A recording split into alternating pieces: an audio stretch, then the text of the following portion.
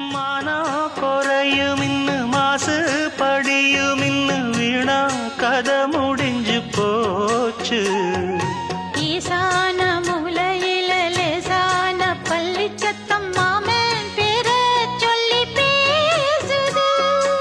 ஆறாத சோகந்தன்ன தீராம சேர்த்து வச்சு ஊரும் சேர்ந்து என்ன ஏசுது.